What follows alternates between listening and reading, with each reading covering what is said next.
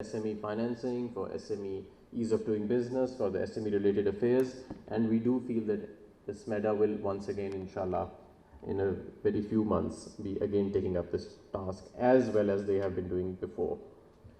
Simultaneously, the government has been involved in facilitating a conducive operational and regulatory environment for businesses. This is evidenced in the fact that Pakistan has jumped 28 places in the ease of doing business rankings of the World Bank. This indeed is a great achievement. As you all know, that from 2013 to 2018, we lost about 26 places. So we've gained 28 places in the first year of this government. And indeed, I am very hopeful that there will be an equal and steep climb again when the data and the rankings come out next year as well, because the current data is only up till April 2019, and many of the good things that we did post-April, like in the budget by simplifying taxes, and when Mr. Shabbar came in by automating sales tax regimes, by clubbing taxes, we're coming up with a common sales tax filing portal. All of this will be reflected in next year's rankings. So we do expect another steep climb in inshallah next year in the rankings. On the supply side, a number of initiatives are also being spearheaded by the State Bank of Pakistan, including establishing a credit guarantee company, which has already been incorporated in partnership with multilateral agencies to provide risk coverage to financial institutions and encourage lending to SMEs. One of the things that we've noticed is the reason why private commercial banks are not lending to the SMEs is collateral and their risk profile. And this is something that we have asked the State Bank of Pakistan to address. The State Bank's policy for promotion of SME finance is based upon 9 pillars, which include improving regulatory framework, upscaling of microfinance banks, risk mitigation strategy, simplified procedures for SME financing, program-based lending and value chain financing, capacity building and awareness creation, hand-holding of SMEs, leveraging technology, and simplification of the tax regime. And I believe Mr. Jameel Ahmed, Deputy Governor of the State Bank of Pakistan, who is here, will no doubt speak more about these in detail. The licensing regime of credit bureaus has been streamlined, and we have at least 3 credit bureaus in the country with the development of a movable collateral registry. The SCCP is also in the process of introducing regulations for establishing equity crowdfunding platforms, while the Pakistan Stock Exchange will be setting up a growth enterprise board to enable listing of SMEs, greenfield projects, and non-profit organizations to raise capital. Access to multiple channels to raise capital will diversify sources of financing for SMEs, enabling them to grow faster and generate employment.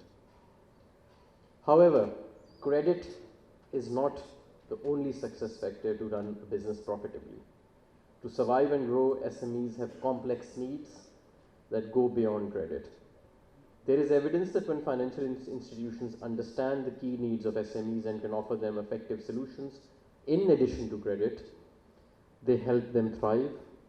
Here, technology and fintech fees, especially in the payment space, as SMEs largely rely on the basis of cash. In addition to access to finance, issues such as product quality, client relationships, retention of skilled labor, and lack of experience and exposure of the business owners to foreign marketplaces have contributed to the challenges faced by SMEs in Pakistan. Now coming back to what the Economic Affairs Division is doing, the yearbook of fiscal year 2018 of the Economic Affairs Division highlights that provision of non-financial advisory services has been a priority of the government. Programs under bilateral and multilateral arrangements have been designed to provide technical assistance to SMEs operating in the underserved areas of Pakistan. Technical cooperation agreements have been signed with bilateral agencies of partner countries including China, Japan, and Germany, to name a few. Japan's International Cooperation Agency, JICA, runs multiple technical assistance programs providing equipment, conducting feasibility and design studies, and providing technical expertise. Pakistan's domestic automotive industry has also benefited from this transfer of knowledge and skills, and we would like to see this replicated in additional sectors and value chains which can help improve the competitiveness of Pakistan's exports and enable our integration into the global value chains. I believe that the discussion yesterday was about infrastructure financing in Pakistan.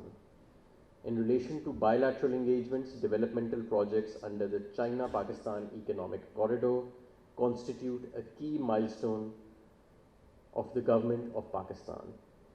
CPEC is the largest foreign partnership Pakistan has signed, and while investments under the CPEC portfolio are primarily in the infrastructure and energy sectors, these initiatives will have a significant positive spillover on Pakistan's small and medium-scale enterprises.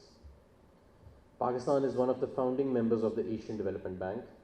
Since 1966, the Asian Development Bank has partnered with the government of Pakistan to support key infrastructure needs in the energy, rural development, urban infrastructure sectors, and other sectors, to just name a few. As of 30th June 2018, ADB's cumulative disbursement stood at $22 billion for Pakistan, with a running portfolio of 39 active loans, 6 grants, and 2 co-financing loans.